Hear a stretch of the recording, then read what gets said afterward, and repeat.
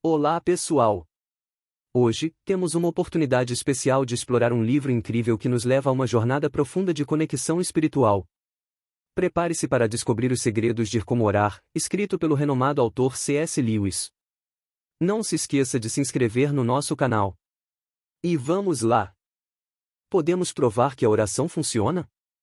Há alguns anos, levantei certa manhã com a intenção de cortar o cabelo para me preparar para uma visita a Londres, e a primeira carta que abri deixou claro que eu não precisava ir a Londres. Então, decidi deixar de lado o corte de cabelo.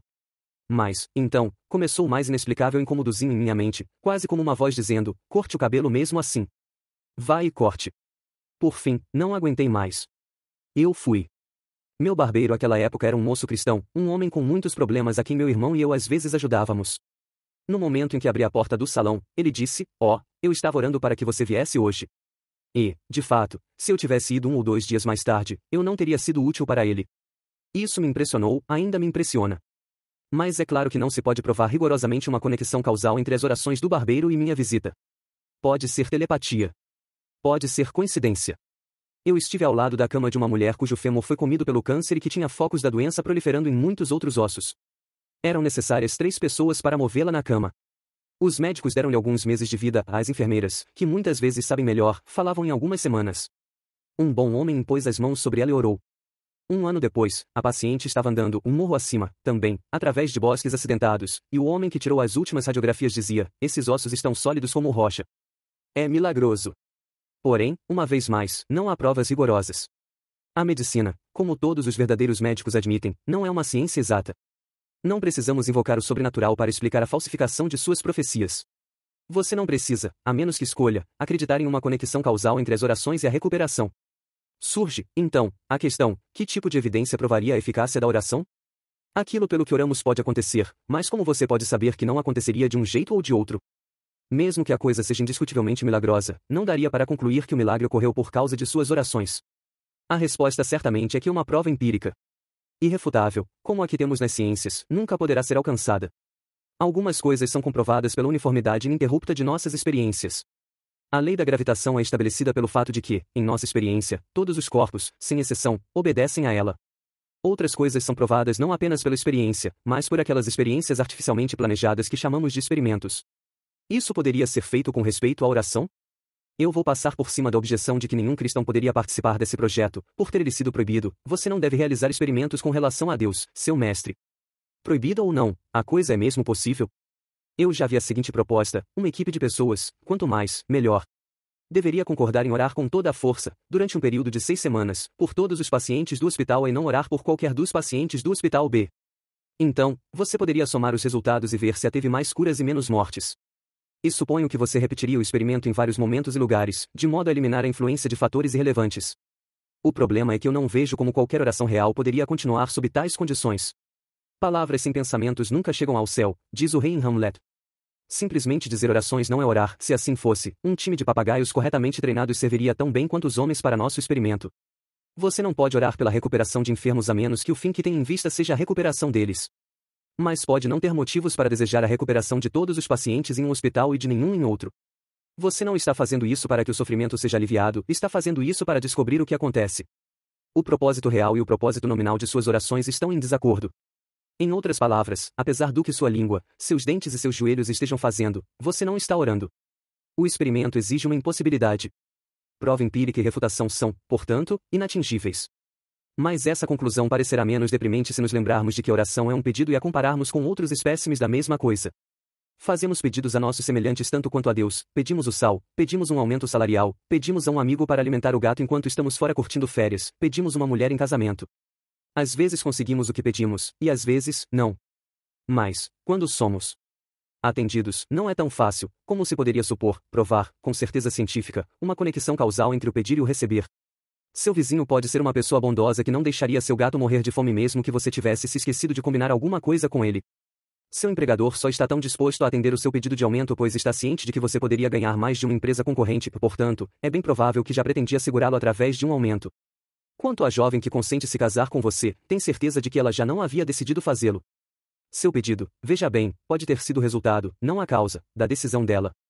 Certa conversa importante poderia nunca ter ocorrido, a menos que ela tivesse a intenção de tê-la. Assim, em certa medida, a mesma dúvida que paira sobre a eficácia de nossas orações a Deus também paira sobre nossas orações aos homens. O que quer que obtenhamos, poderíamos ter obtido de qualquer maneira. Mas apenas, como eu digo, até certo ponto.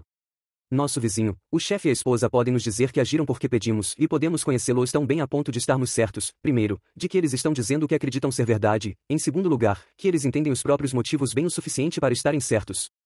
Mas observe que, quando isso acontece, nossa certeza não foi obtida pelos métodos da ciência. Não tentamos o experimento de controle de recusar o aumento ou interromper o noivado e, em seguida, fazer nosso pedido novamente diante de novas condições. Nossa certeza é bem diferente daquela que vem do conhecimento científico. Nasce de nossa relação com as outras partes, não de conhecer coisas sobre elas, mas de conhecê-las.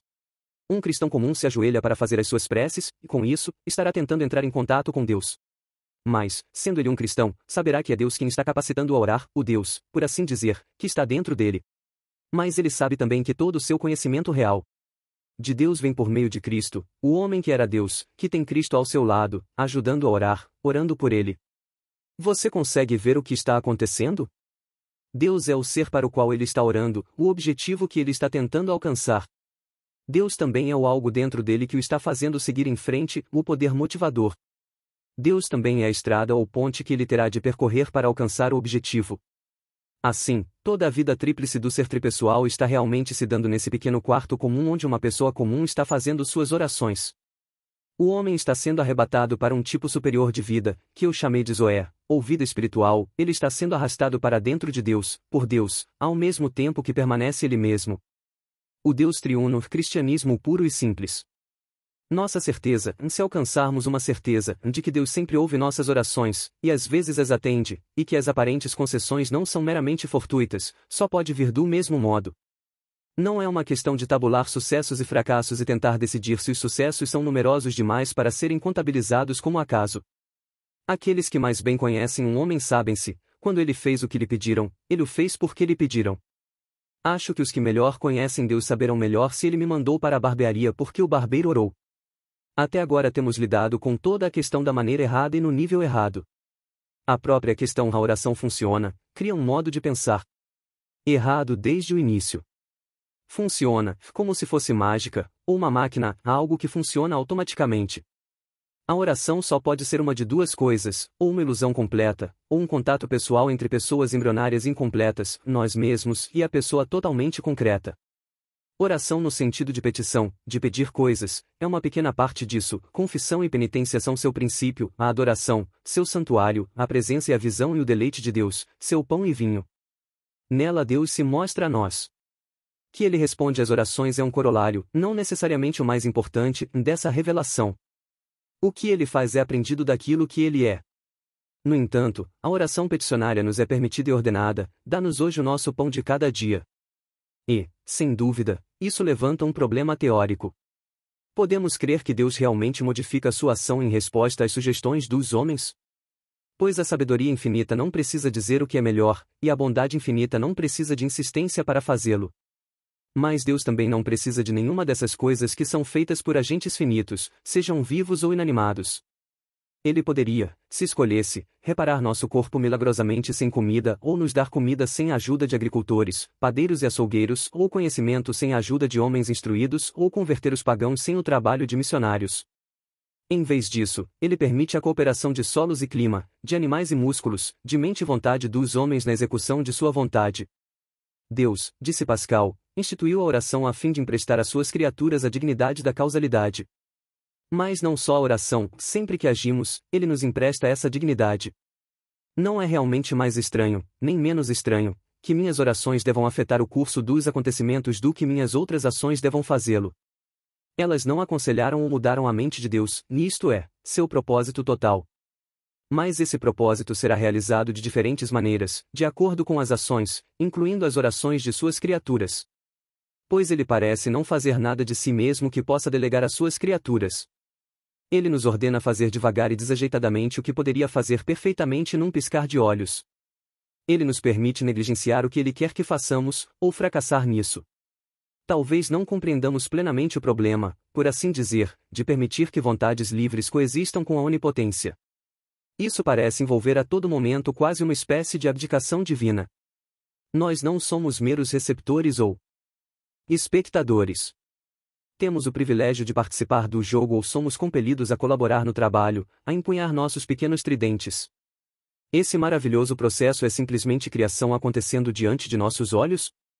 É assim que, sem nenhuma matéria, Deus faz alguma coisa, de fato, faz deuses, do nada. Para mim, pelo menos, parece ser isso. Mas o que ofereço pode ser, no melhor dos casos, apenas um modelo ou símbolo mental. Tudo o que dizemos sobre esses assuntos deve ser meramente analógico e parabólico. A realidade é, sem dúvida, não compreensível por nossas faculdades. Mas podemos, em alguma medida, tentar superar as analogias ruins e as parábolas ruins. A oração não é uma máquina. Não é mágica. Não é um conselho oferecido a Deus. Nosso ato, quando oramos, não deve, mais do que todos os nossos outros atos, ser separado do contínuo ato do próprio Deus, no qual somente todas as causas finitas operam. Seria ainda pior pensar naqueles que recebem aquilo pelo que oram como uma espécie de favoritos da corte, pessoas que têm influência no trono. A oração de Cristo recusada no Getsêmani é resposta suficiente para isso. E não me atrevo a deixar de fora a dura palavra que ouvi, certa vez, de um cristão experiente. Tenho visto muitas respostas impressionantes à oração, e mais de uma que eu considerei milagrosa. Mas elas geralmente vêm no começo, antes da conversão ou logo depois dela. Conforme a vida cristã prossegue, elas tendem a ser mais raras. As recusas, também, não são apenas mais frequentes, elas se tornam mais inconfundíveis, mais enfáticas. Quando oramos por coisas específicas, disse eu, sempre me parece que estamos aconselhando Deus quanto à melhor forma de governar o mundo. Não seria mais sensato aceitar que Ele sabe o que é melhor? Com base no mesmo princípio, disse ele, suponho que você nunca peça a pessoa sentada ao seu lado que lhe passe o sal, uma vez que Deus é quem sabe se você deve usar o sal ou não. E suponho que você nunca leve um guarda-chuva consigo, pois Deus é quem sabe se você deve ficar seco ou molhado. Isso é muito diferente, protestei. Não vejo como poderia ser diferente, replicou ele. É estranho que ele nos tenha permitido influenciar o curso dos acontecimentos. Mas, uma vez que nos permite fazer isso de uma forma, não vejo por que não nos deixaria fazê-lo de outra. Fragmentos, Deus no banco dos réus. Deus, então, abandona quem melhor o serve? Bem, aquele que o serviu melhor disse, perto de sua torturante morte, por que me abandonaste? Quando Deus se tornou homem, esse homem, entre todos os outros, foi o menos consolado por Deus na hora de sua maior necessidade. Há um mistério aqui que, mesmo que eu tivesse o poder, talvez não tivesse coragem de explorar. Enquanto isso, pessoas comuns como eu e você, se nossas orações às vezes são respondidas, acima de toda esperança e probabilidade, é melhor não tirarmos conclusões precipitadas para nossa própria vantagem. Se fossemos mais fortes, poderíamos ser tratados com menos ternura. Se fossemos mais corajosos, poderíamos ser enviados, com muito menos ajuda, para defender posições muito mais desesperadoras na grande batalha.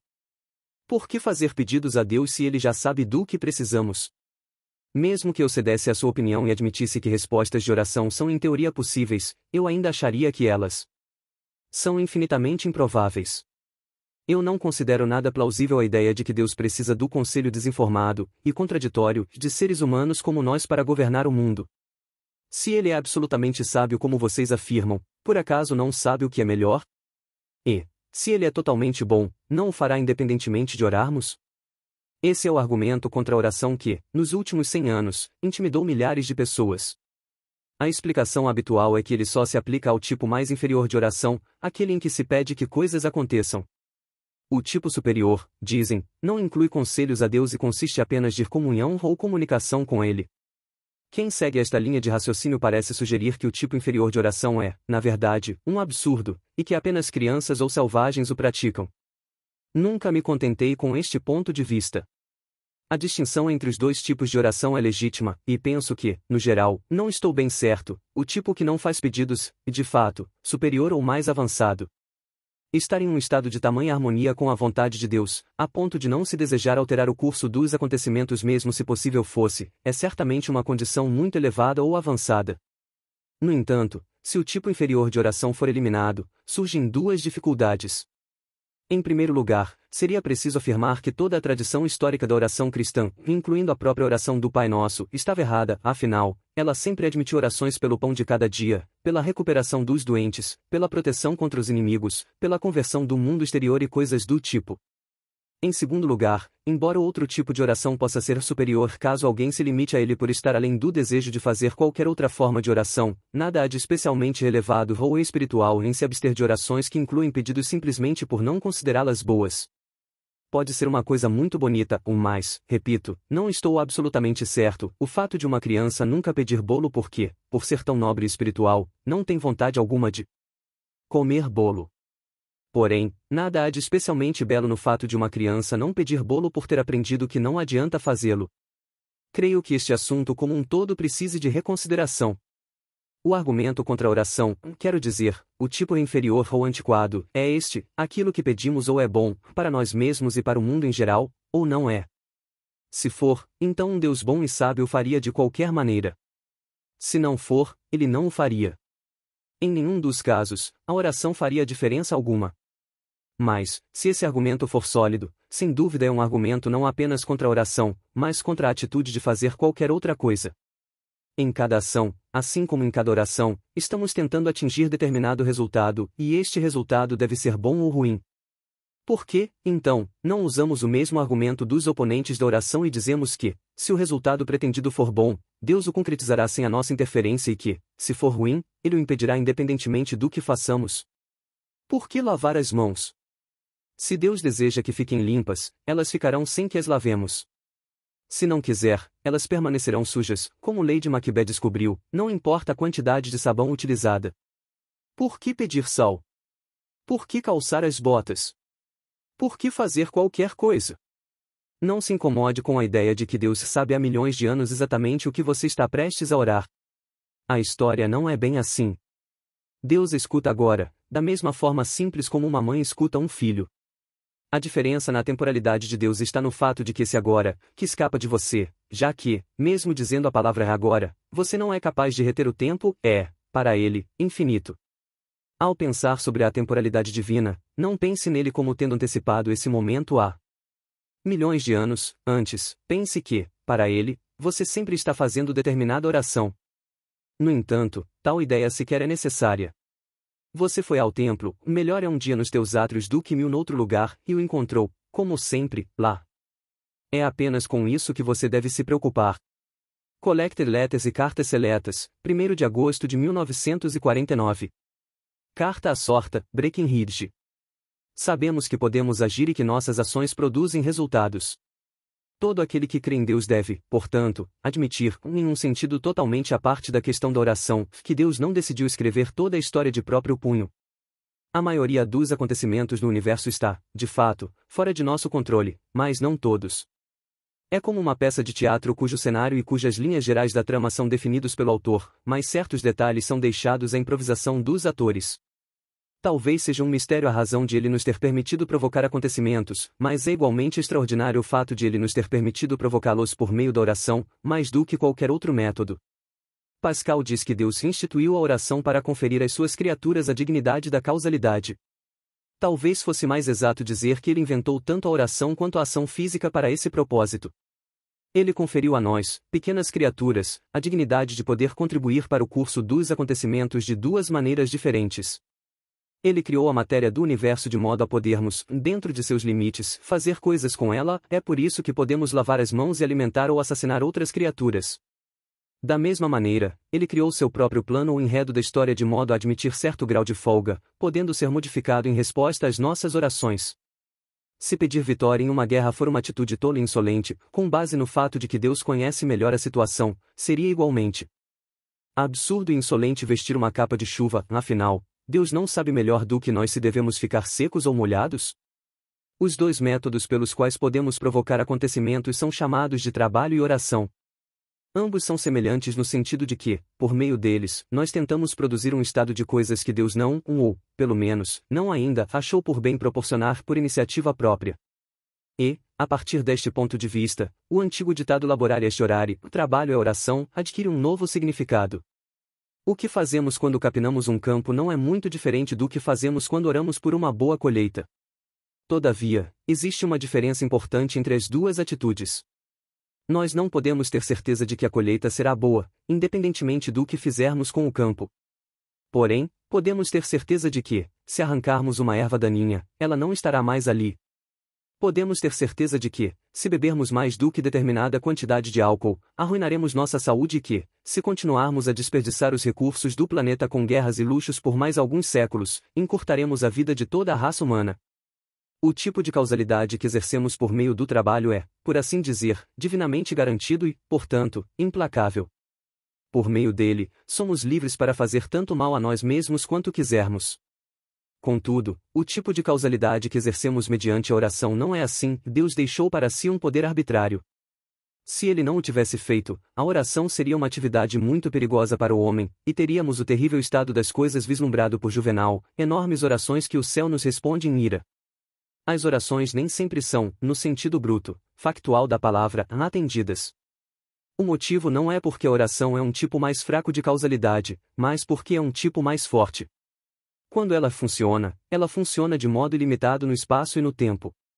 É por isso que Deus reteve um poder arbitrário para ora atendê-la, ora negá-la. Sem esta condição, a oração nos destruiria. É cabível ao diretor dizer: vocês podem fazer tais e tais coisas segundo as regras fixas desta escola. Porém, outras tais e tais coisas são perigosas demais para serem regidas pelas regras gerais. Caso queiram praticá-las, é preciso fazer uma solicitação e discutir o assunto comigo em meu escritório. Só então, veremos o que será feito. Nossa oração depende de quão sincera e profundamente oramos? Uma das razões pelas quais o inimigo achou isto tão fácil foi que, sem que o soubesse, eu já estava desesperadamente ansioso para me livrar de minha religião, e isso por um motivo digno de registro. Por puro equívoco. E ainda creio ter sido um equívoco honesto. Nas técnicas espirituais, transformará minha prática religiosa particular em um fardo simplesmente intolerável. Foi assim que tudo aconteceu, como todo mundo, quando criança eu for informado de que alguém deve não apenas orar, mas pensar naquilo que está dizendo. Deste modo, quando, ainda na escola do velhote, passei a levar minha fé a sério, tentei colocar o ensinamento em prática.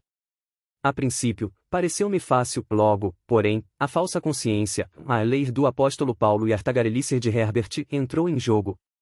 Mal acabava de chegar ao amém, a voz sussurrava: sim, mas você tem certeza de que estava realmente pensando no que disse? Em seguida, a voz me falava, de modo mais súbito: você estava, por exemplo, pensando sobre a oração da mesma forma como na noite passada? A resposta, por razões que até então não entendia, era quase sempre não. Muito bem, concluía a voz, não seria melhor tentar outra vez?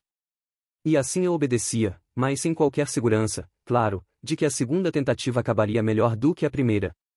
A essas sugestões irritantes, minha reação era, em geral, a mais tola que eu poderia ter adotado. Criei para mim mesmo um padrão. Nenhuma frase da minha oração deveria ser expressa senão quando acompanhada pelo que eu chamava de percepção, uma sensação que implicava certa vivacidade da imaginação e das emoções. Minha tarefa hercúlea era produzir, por pura autodeterminação, um fenômeno que essa autodeterminação jamais produziria, algo tão mal definido que eu jamais poderia dizer com absoluta certeza, se o fenômeno de fato havia ocorrido, nem se tinha, ainda que realmente ocorresse, qualquer valor espiritual. Se tão somente alguém tivesse lido para mim o alerta antigo de Walter Hilton, segundo o qual jamais devemos nos esforçar em oração por extorquir por destreza aquilo que Deus não dá. Mas ninguém o fez, e noite após noite, atordoado pelo desejo de dormir e muitas vezes em uma espécie de desespero, esforçava-me por produzir as tais percepções. A coisa ameaçava se transformar em um regresso infinito. Eu iniciava a oração, claro, pedindo por boas percepções. Mas será que tal oração preliminar havia sido ela mesma atendida? Acho que eu tinha bom senso suficiente para dispensar essa pergunta, do contrário, seria tão difícil começar a oração quanto encerrá-la. Como tudo me volta à lembrança. O cobertor frio, sinos tocando a cada 15 minutos, a noite passando, o cansaço nauseante, sem sentido. Tal era o fardo do qual ansiava escapar de corpo e alma. Já me conduzira a tal impasse que o tormento noturno projetava sua sombra sobre todo o fim da tarde e início da noite, e eu temia a hora de dormir, como se sofresse de insônia crônica. Caso eu trilhasse esse caminho por mais tempo, penso que teria enlouquecido. Quanto à questão, há algum proveito em fazer pedidos a Deus? A primeira pergunta deve ser: o que você quer dizer com algum proveito? É uma boa prática? Sim. A despeito de qualquer explicação, Jesus nos ensina a pedir por determinadas coisas, como o pão diário. Mas isso funciona? Sim, mas não como uma operação mecânica ou um encantamento mágico. Trata-se de um pedido que, obviamente, a outra parte pode ou não conceder, por razões que só ela sabe. Entretanto, como a oração pode mudar a vontade de Deus? Ora, quão estranho seria se Deus, em sua ação para comigo, fosse obrigado a ignorar o que eu fiz, incluindo minha oração. Certamente, Ele não pode me perdoar por pecados que não cometi, nem me curar de erros em que nunca caí. Em outras palavras, a vontade dele, a despeito de quão imutável ela seja em algum sentido metafísico definitivo, deve estar relacionada ao que sou e ao que faço. Dito isso, por que meu pedido não pode estar incluído nas coisas que Deus leva em consideração? De qualquer maneira, se Ele prometeu levar em conta a nossa oração, deve saber como encaixá-la em sua vontade imutável. Costumamos falar como se Deus não fosse muito bom em teologia. Eu certamente acredito, agora de modo fatual, embora antes acreditasse apenas com o intelecto, que um pecado, uma vez arrependido e perdoado, é desfeito, aniquilado, queimado no fogo do amor divino, embranquecido como a neve. Não há mal algum em continuar lamentando, ou seja, em expressar tristeza, todavia, se já lamentamos ser esse tipo de pessoa, não há o porquê de pedir perdão novamente. Sua consciência não precisa ser sobrecarregada com a tristeza no sentido de você sentir que ainda tem uma dívida aberta. Ainda assim, porém, podemos nos satisfazer, em certo sentido, com o fato de sermos pacientemente humilhados pela recordação do nosso erro. Evidentemente, o fardo absurdo dos falsos deveres na oração motivou inconscientemente o desejo de me livrar da fé cristã, mas por volta da mesma época, ou um pouco depois, causas conscientes de dúvida surgiram. Uma delas veio da leitura dos clássicos. Nesse contexto, especialmente em Virgílio, vi-me diante de um aglomerado de ideias religiosas, e todos os professores e editores partiam do pressuposto de que ideias religiosas eram pura ilusão. Ninguém jamais procurou mostrar em que sentido o cristianismo cumpria o paganismo ou o paganismo prefigurava o cristianismo. A posição aceita parecia ser que religiões não passavam de uma miscelânea de absurdos, embora a nossa, por uma feliz exceção, fosse precisa e verdadeira. Outras religiões sequer eram explicadas como obra de demônios, conforme procuravam elucidar os primeiros cristãos. Talvez nisso eu podia ter sido levado a crer. Mas a impressão que tive foi que a religião em geral, embora completamente falsa, correspondia com um crescimento natural, uma espécie de insensatez endêmica na qual a humanidade tendia a tropeçar. Em meio a 1 milhar de tais religiões, lá estava a nossa, a 11ª, rotulada como a verdadeira. Entretanto, com que base eu deveria acreditar nessa exceção?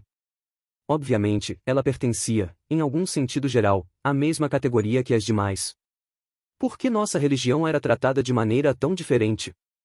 Será, afinal, que eu deveria continuar tratando-a de modo diferente? Ansiava por não ter de fazê-lo. Além disso, e igualmente trabalhando contra a minha fé, havia em mim um pessimismo profundamente enraizado, um pessimismo, naquela época, muito mais de intelecto do que de temperamento.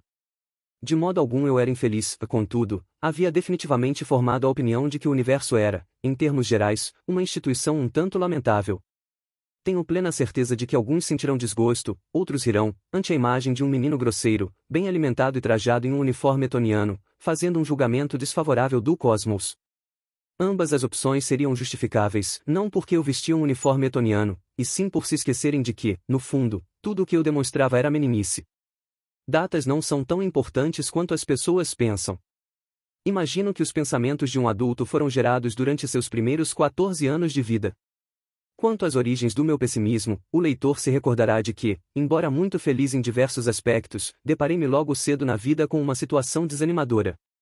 Agora, porém, sou inclinado a pensar que as sementes do pessimismo foram lançadas muito antes da morte da minha mãe, e por ridículo que pareça, acredito que minha falta de destreza com as mãos esteja na raiz do problema.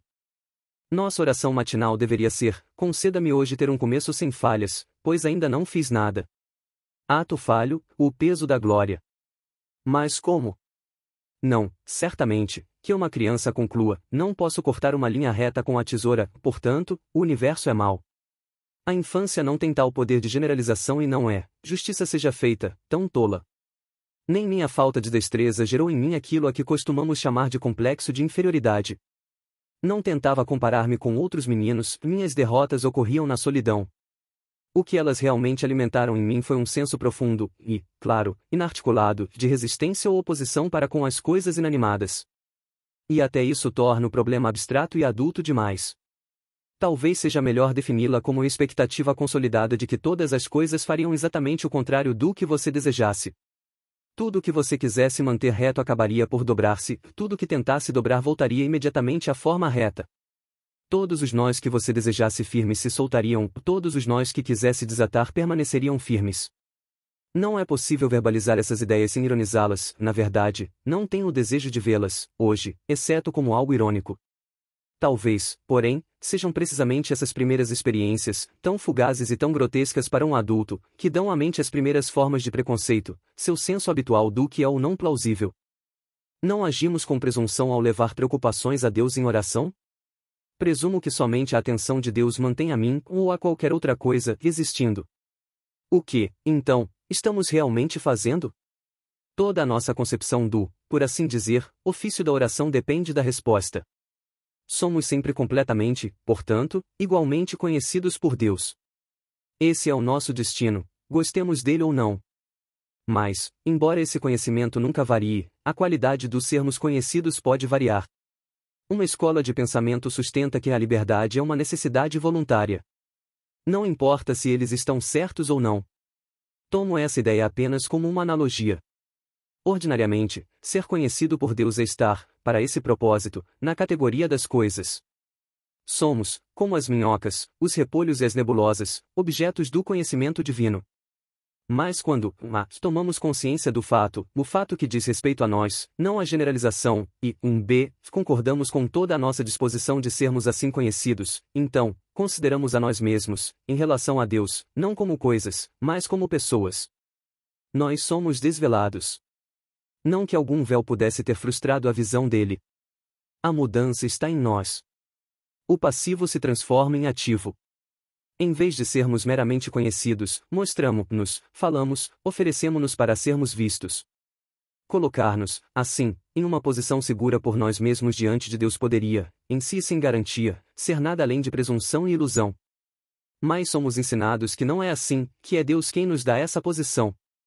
Pois é pelo Espírito Santo que clamamos Pai. Ao desvelar-nos, ao confessar nossos pecados e fazer conhecidos nossos pedidos, assumimos a alta posição de pessoas diante de Deus. E Ele, descendo, se torna uma pessoa para nós. Mas eu não deveria ter dito se torna. Nele não há o tornar-se. Ele se revela como pessoa, ou revela nele o que é pessoa. Pois, ousarei dizer isso? Em um livro, seriam necessárias páginas de qualificação e de garantia, em certa medida, Deus é para um homem como esse homem é para Deus. A porta que se abre em Deus é a porta em que o homem bate. Pelo menos, eu penso assim, geralmente. A pessoa nele, ele é mais do que uma pessoa. Trava conhecimento com aqueles que podem receber ou, pelo menos, encarar isso. Ele fala como eu quando nós, de fato, o chamamos de tu. A propósito, desde que comecei a orar, vejo mudar meu ponto de vista extremo sobre a personalidade. Meu próprio eu empírico torna-se mais importante, o que é exatamente o oposto do amor próprio. Você não ensina uma semente a morrer e a transformar-se em uma árvore jogando-a no fogo, a fim de ser enterrada, a semente deve tornar-se boa. Cartas Seletas, dezembro de 1935. Carta a Owen Barfield. Essa conversa de reencontro é, sem dúvida, antropomórfica, como se Deus e eu pudéssemos estar frente a frente, como duas criaturas semelhantes, quando na realidade Ele está acima de mim e dentro de mim e abaixo de mim e ao redor de mim. É por isso que deve ser equilibrado por todo tipo de abstrações metafísicas e teológicas. Mas nunca, aqui ou em qualquer outro lugar, pensemos que, embora as imagens antropomórficas sejam uma concessão à nossa fraqueza, as abstrações são a verdade literal, ambas são igualmente concessões, cada uma individualmente enganosa, e as duas juntas se corrigem mutuamente. A não ser que você olhe para ela de modo muito despreocupado, murmurando continuamente não deste modo, nem um nem outro é tu, a abstração é fatal. Ela tornará inanimada a vida de vidas e impessoal o amor de amores. A imagem ingênua é danosa, principalmente na medida em que impede os incrédulos de se converterem. Aos cristãos, mesmo no aspecto mais cruel dela, não causa nenhum dano. Que alma já pereceu por acreditar que Deus, o Pai, realmente tem barba? Sua outra pergunta, eu acho, é do tipo que realmente pode atrapalhar as pessoas piedosas. Ela era: você se lembra, quão importante deve ser uma necessidade ou um desejo antes que possamos fazer adequadamente disso o assunto de uma petição? Adequadamente, eu entendo, aqui quer dizer sem irreverência ou sem tolices, ou ambos. Após pensar um pouco sobre isso, pareceu-me que, na verdade, há duas questões envolvidas.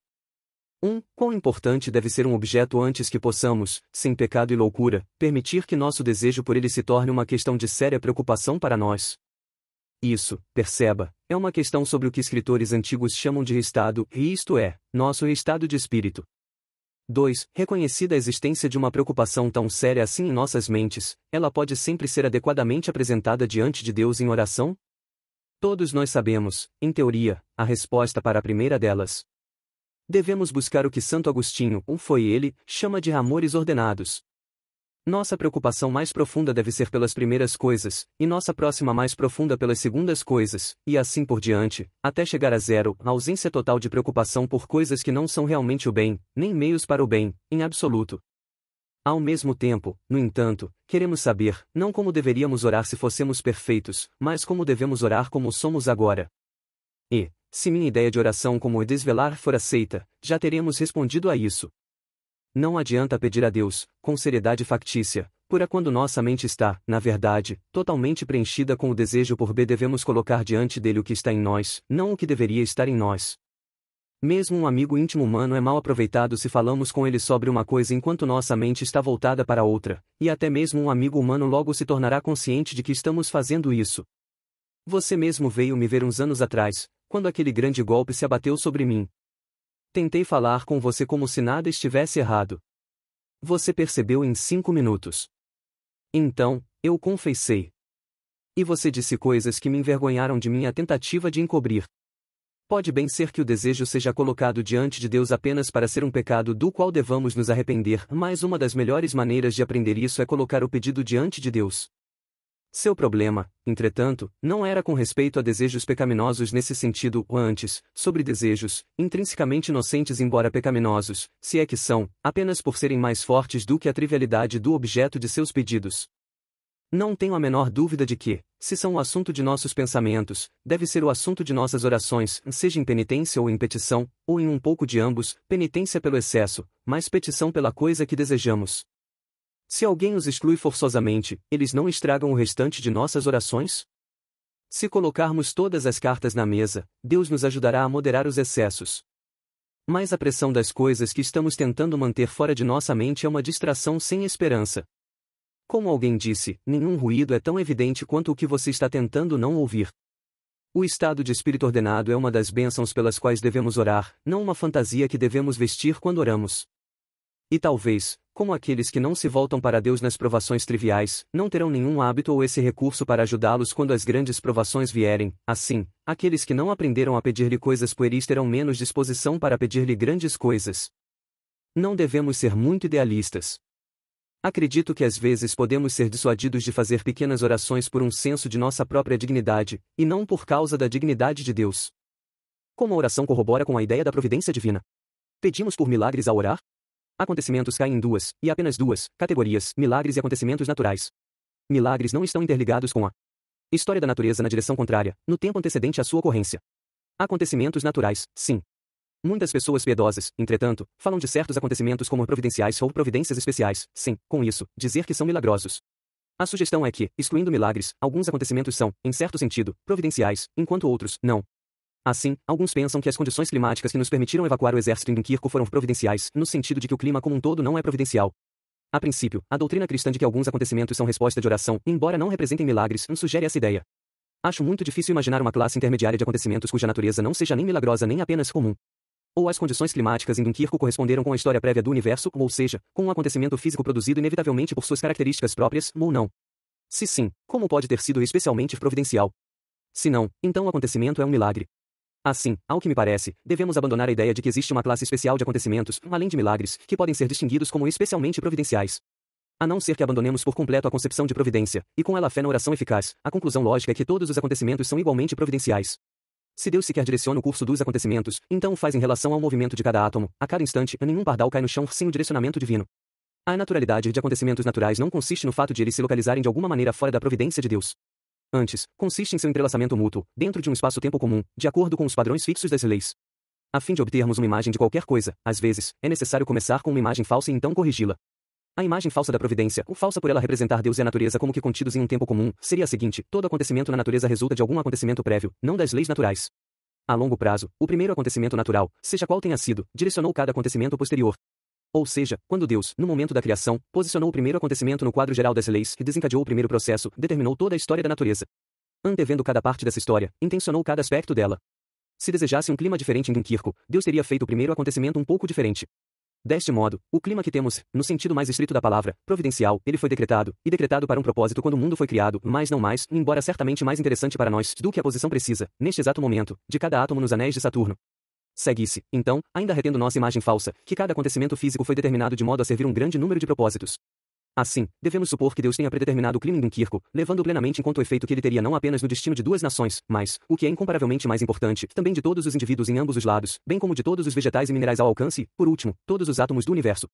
Pode soar excessivo, mas, na verdade, estamos atribuindo ao onisciente apenas um nível infinitamente superior de habilidades que um simples romancista humano exerce diariamente na construção de seu enredo. Suponhamos que, escrevendo uma narrativa, deparo-me com os seguintes problemas. 1. O velho senhor tem de estar morto antes do capítulo 15. 2. É melhor que ele morra subitamente, pois, assim, impeço de alterar seu testamento. 3. Sua filha, minha heroína, tem de ser mantida fora de Londres por pelo menos 3 capítulos. 4. Meu herói deve, de alguma forma, recuperar a boa vontade da heroína, que ele perdeu no capítulo 7. 5. Aquele jovem arrogante B tem de melhorar antes do fim do livro, precisa desesperadamente de um choque moral capaz de humilhá-lo. 6. Ainda não decidimos o trabalho de B, mas todo o desenvolvimento do seu caráter envolverá dar-lhe um trabalho e mostrar como ele age de fato no trabalho. Como, possivelmente, conseguirei reunir esses 6 itens? Já sei, e se eu incluir um acidente de trem? O velho pode ser morto, e isso resolve o problema. Na verdade, o acidente pode ocorrer enquanto ele estiver a caminho de Londres para ver seu advogado com o propósito de alterar seu testamento. Há algo mais natural do que a sua filha acompanhando-o? Dar-lhe-emos ferimentos leves no acidente, e isso impedirá de chegar a Londres por quantos capítulos forem necessários. Além disso, o herói pode estar no mesmo trem. Ele pode se comportar com grande tranquilidade e bravura durante o acidente, provavelmente resgatando a heroína de um vagão em chamas. Isso resolve o meu item 4. E quanto ao jovem e arrogante B? Faremos dele o sinaleiro, cuja negligência causou o acidente.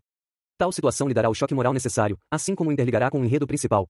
Na verdade, depois de termos pensado no acidente de trem, esse único acontecimento resolverá 6 problemas aparentemente isolados.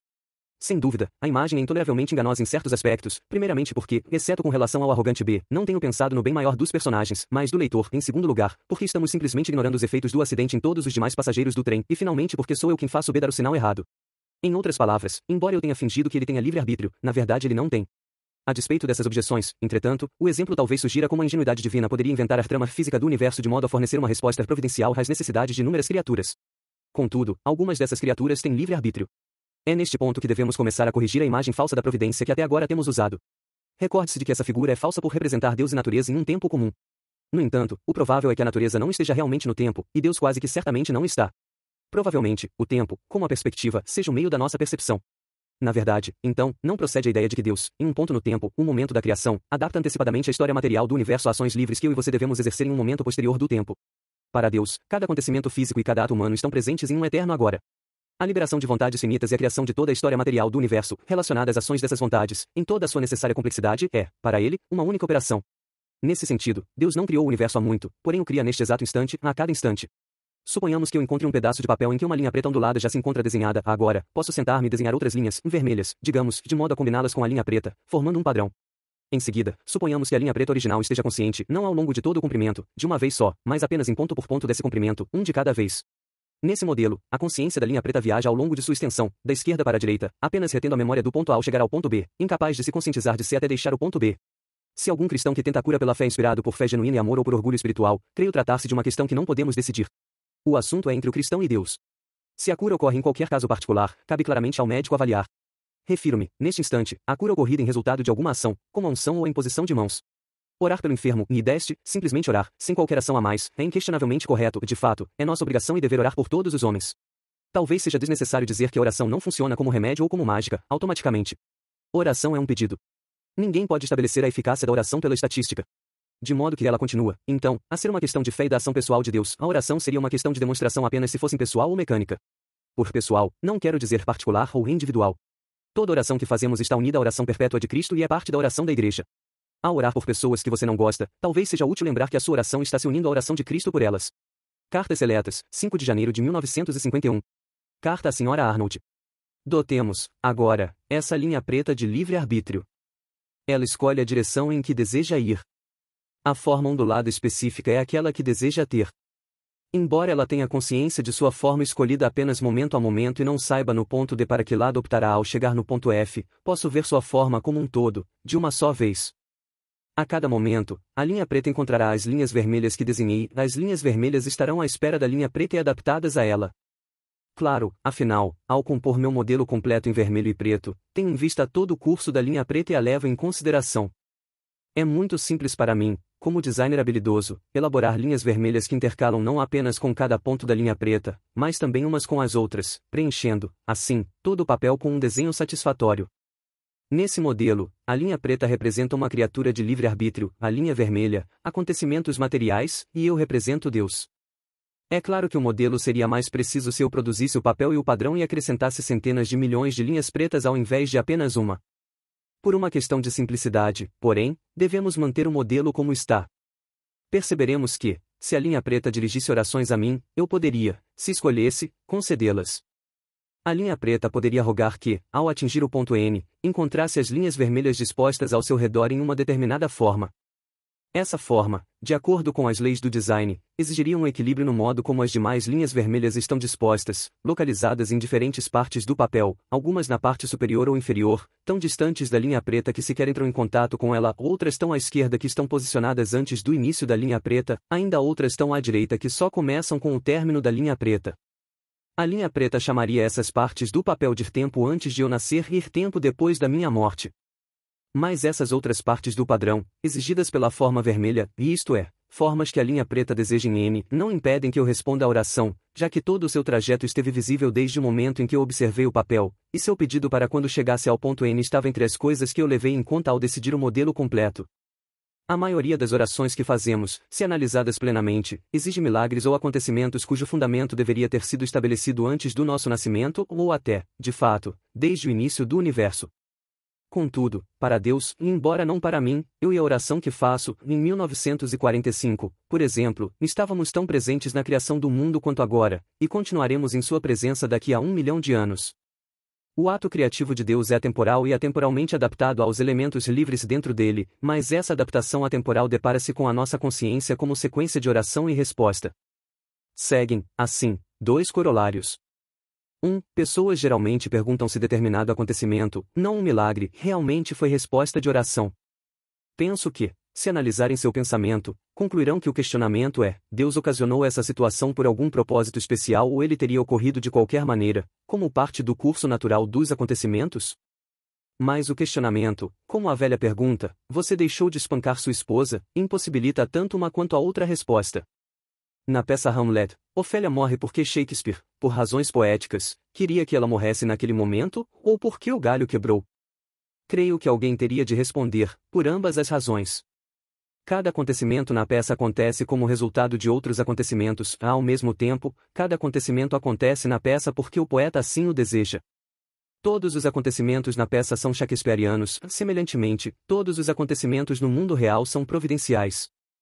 Entretanto, cada acontecimento na peça ocorre, ou deve ocorrer, pela lógica dramática de acontecimentos. Do mesmo modo, todos os acontecimentos do mundo real, exceto milagres, ocorrem por causas naturais. Providência e causalidade natural não são elementos alternativos, ambos determinam cada acontecimento porque ambos são um. 2. Ao orarmos pelo resultado de, digamos, uma batalha ou uma consulta médica, ocorre-nos muitas vezes que, se apenas conseguíssemos saber, o acontecimento já está decidido, de uma forma ou de outra. Creio que essa não é uma boa razão para deixar de orar. Certamente, o acontecimento foi decidido, em certo sentido, antes de todos os mundos. Mas uma das coisas levadas em conta ao decidi-lo, e, portanto, uma das coisas que realmente causou o seu acontecimento, pode ser a oração que estamos, agora, oferecendo. Assim, por mais alarmante que seja, concluo que podemos tomar parte nas causas de um acontecimento cuja ocorrência se deu às 10 da manhã. É mais fácil para alguns cientistas aceitarem isso do que o pensamento popular. Neste ponto, nossa imaginação tentará, sem dúvida, pregar-nos todo tipo de peça. Ela questionará, então, se eu parar de orar, Deus poderá voltar no tempo e alterar o que já aconteceu? Não. O acontecimento já passou, e uma das causas foi o fato de você se ocupar com esse tipo de pergunta em vez de orar.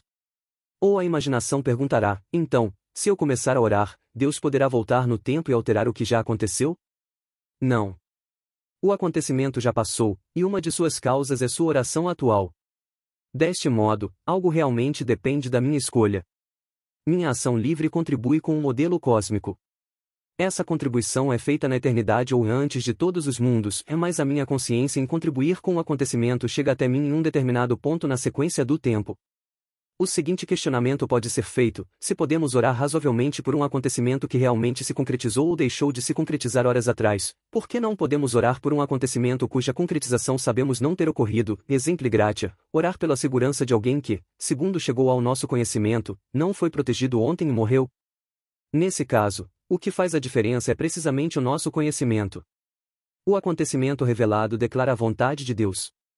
É psicologicamente impossível orar pelo que sabemos ser impossível de obter e, se fosse possível, a oração pecaria contra a obrigação que temos de nos sujeitar à vontade revelada de Deus. Devemos traçar ainda mais um ponto sobre o assunto: nunca é possível provar empiricamente que determinado acontecimento não milagroso foi ou não resposta de oração. Por se tratar de um acontecimento não milagroso, o cético pode sempre remeter a causas naturais e dizer, em vista disso e daquilo, o acontecimento ocorreria de qualquer maneira.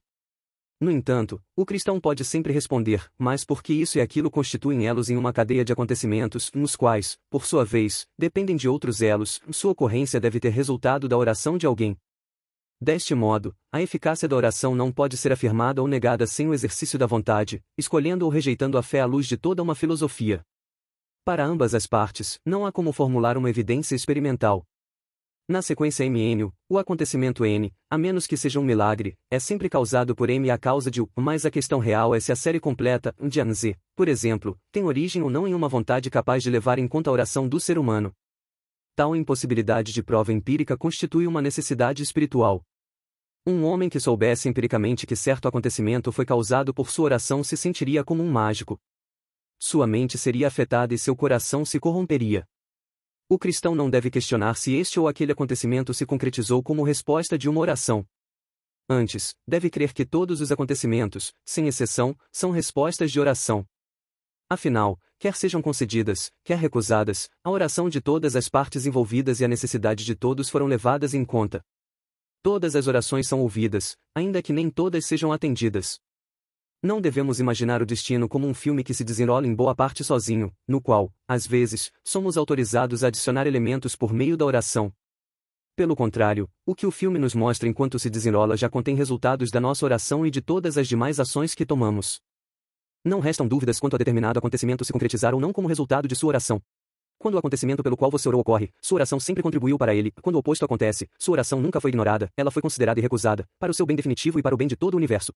Por exemplo, Deus sabe que, no longo prazo, é melhor para você e para todo mundo deixar que as pessoas exerçam livre-arbítrio, incluindo os ímpios, do que proteger-lo de crueldades e traição à custa da transformação da raça humana em robôs. Mas isso é, e deve continuar sendo, uma questão de fé. Penso que você só se enganará tentando encontrar evidências especiais para a resposta à oração em alguns casos mais do que em outros. A oração exige uma introspecção morbida do nosso pecado?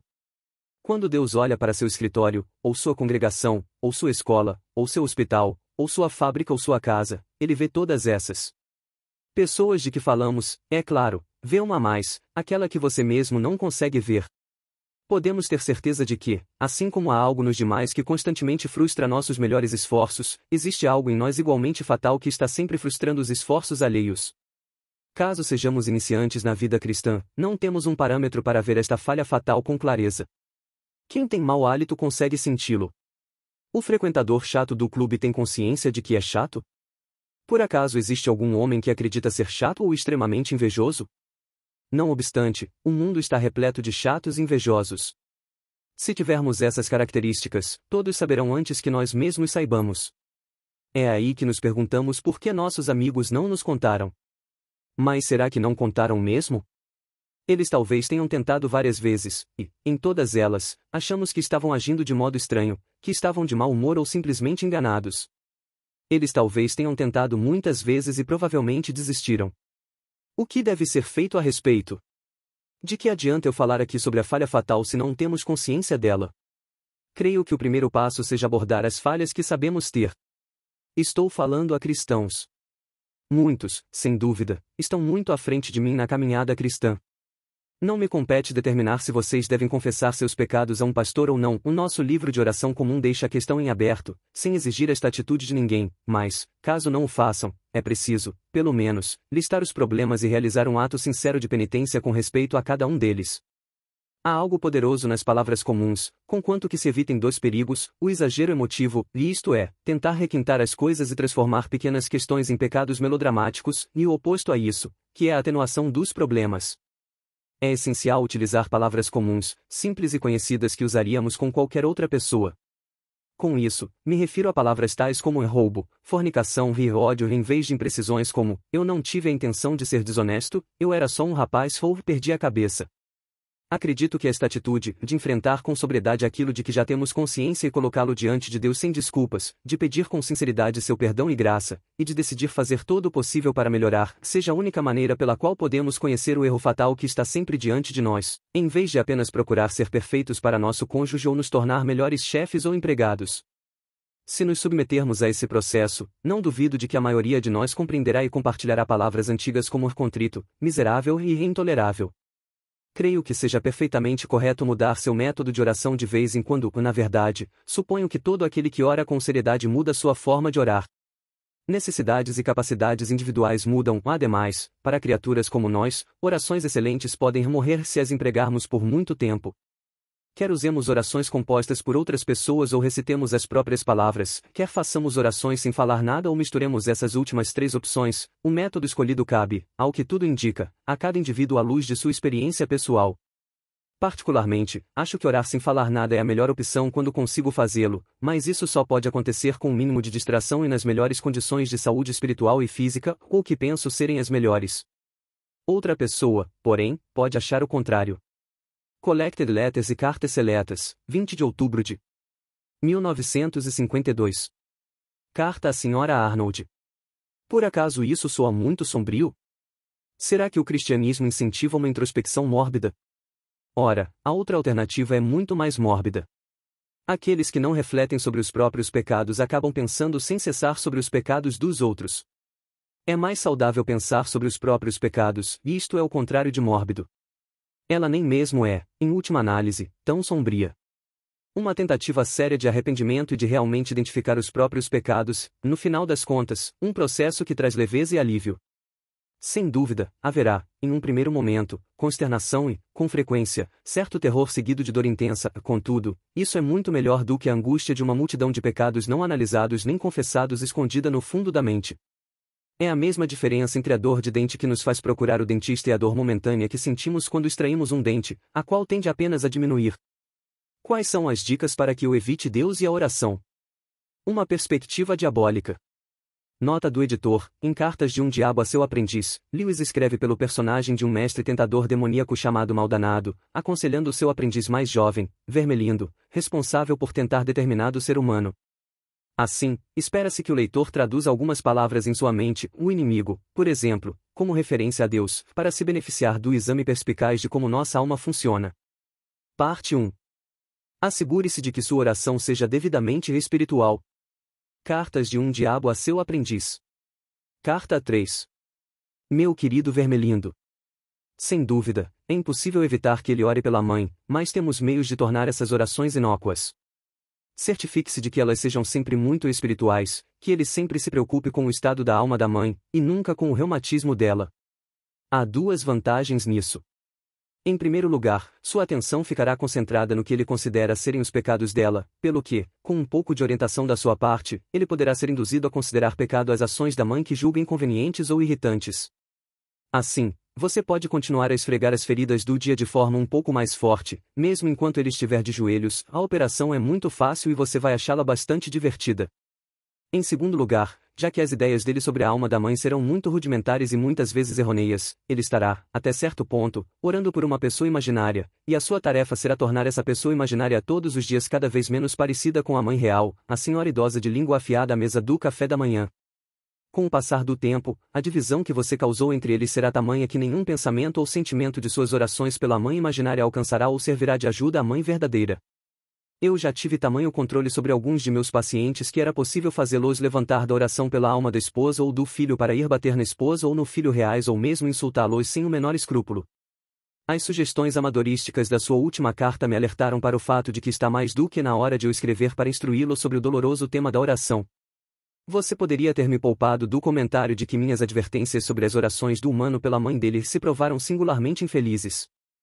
Um sobrinho nunca deveria escrever esse tipo de coisa ao tio, nem um tentador iniciante ao subsecretário de um departamento. Esse fato também revela um desejo desagradável de passar adiante a responsabilidade. Você deve aprender a pagar pelos seus próprios erros. A melhor coisa, sempre que possível, é manter o paciente longe de qualquer tentativa séria no sentido de qualquer tipo de oração.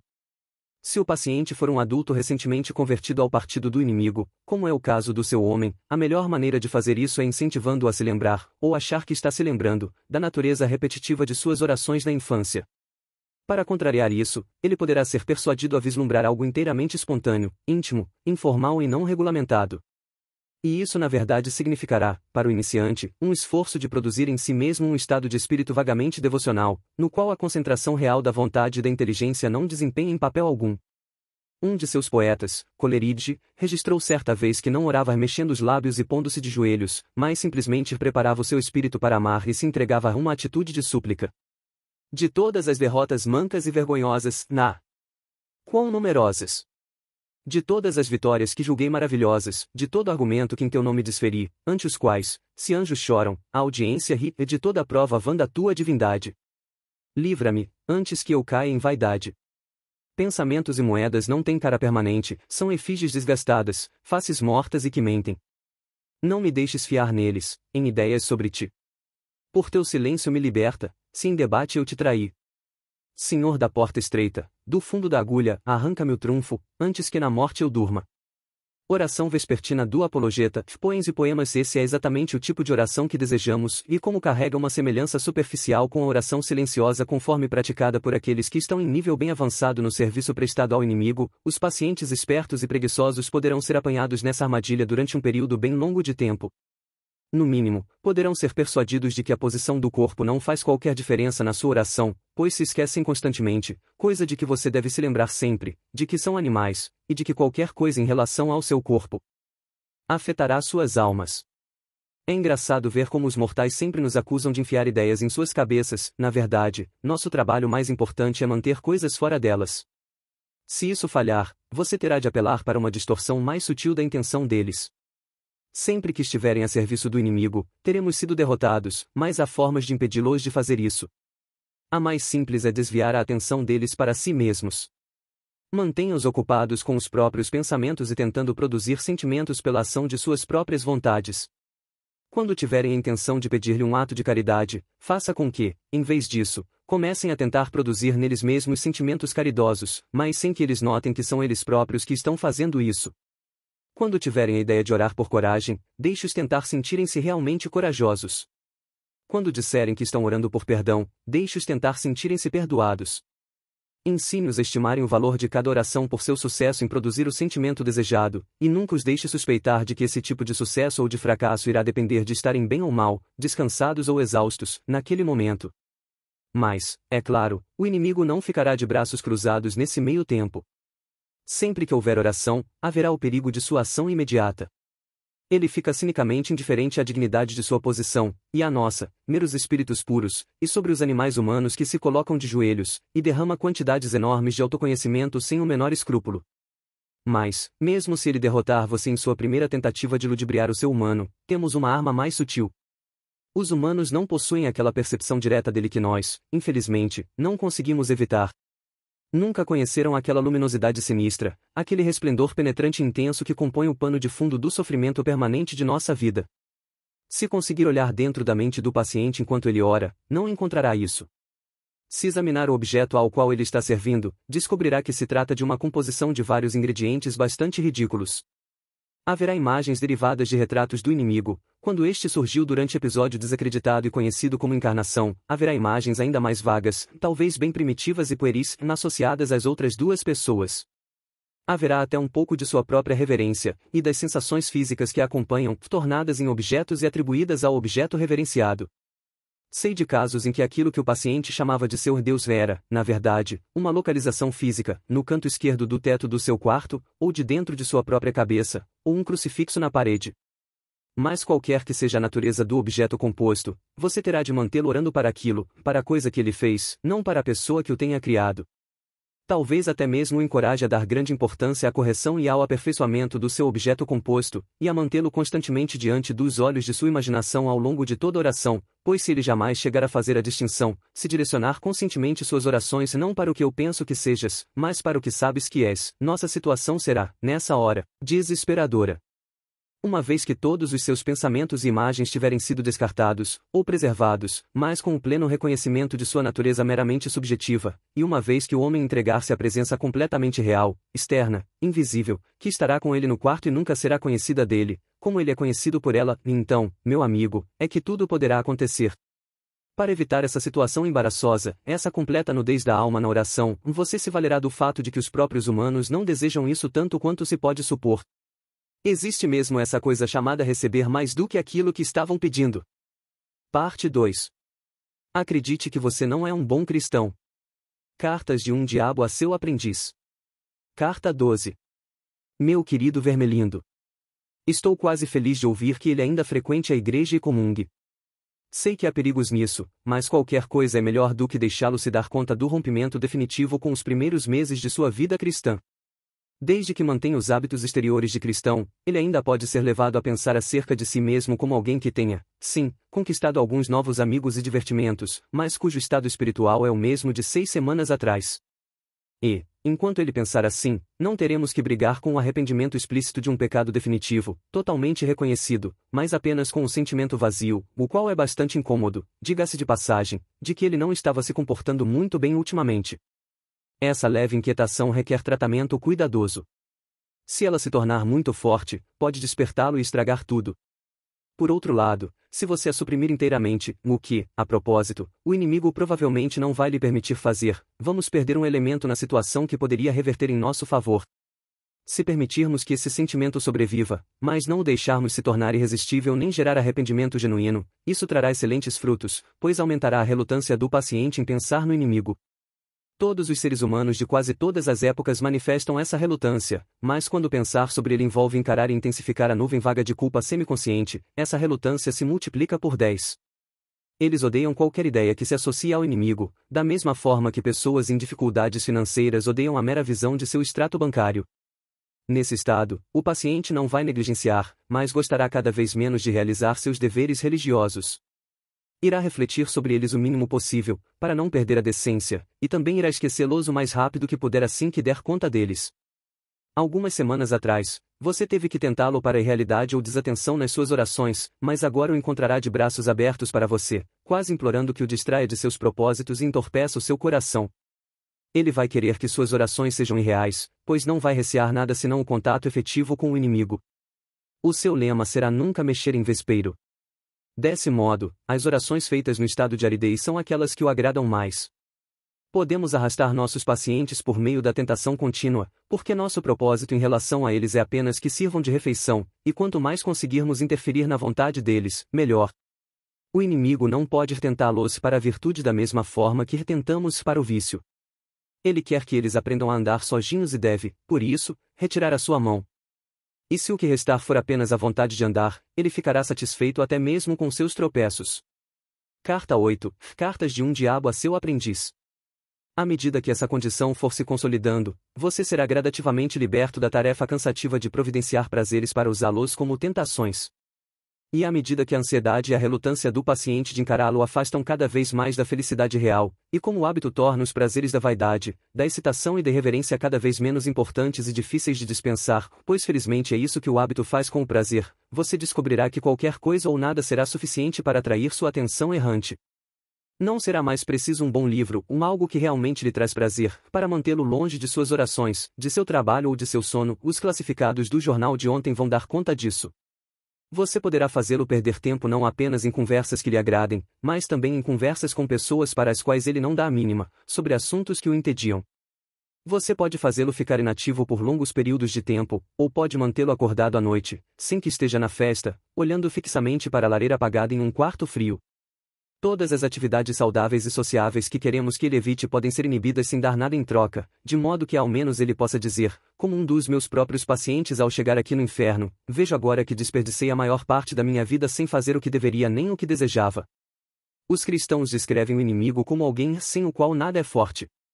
E o nada é bem forte, forte o bastante para roubar os melhores anos de uma pessoa, não em doces pecados, mas num sombrio devaneio da mente sobre sabe-se lá o que nem porquê, na satisfação de curiosidades tão débeis que o homem se torna apenas semiconsciente delas, tamborilando os dedos e sapateando, assobiando canções das quais não gosta, ou em um longo e turvo labirinto de fantasias que não dão nem prazer nem satisfazem a ambição para lhe dar algum sabor, mas que, tendo sido iniciadas pelo acaso, a criatura estará fraca e inebriada demais para se livrar delas. Você dirá que esses são pecados muito ínfimos, e sem dúvida, como todos os tentadores jovens, você está ansioso para poder reportar perversidades espetaculares. Mas lembre-se de que a única coisa que importa é o quanto você consegue afastar o homem do inimigo. Não importa quão pequenos são os pecados desde que o seu efeito cumulativo seja o de desviar o homem para longe e para fora da luz, direto para o nada. O assassinato não será melhor que o carteado se este der conta do recado. A estrada mais segura para o inferno é gradativa, a ladeira é suave, o solo é macio, sem curvas acentuadas, sem marcos e sem postes indicadores. E com isso encerramos a primeira parte dessa jornada através do livro Como Orar de C.S. Lewis. Mas calma, a história está apenas começando. No próximo vídeo, mergulharemos ainda mais fundo nas páginas desse guia inspirador, desvendando segredos valiosos sobre a oração e sua importância em nossas vidas. Tenho certeza de que vocês encontrarão novas formas de enriquecer sua vida espiritual através da oração. Não percam os próximos episódios dessa série. Se você ainda não é inscrito no nosso canal, clique no botão de inscrição e ative o sininho para receber todas as atualizações. Vamos continuar essa jornada juntos.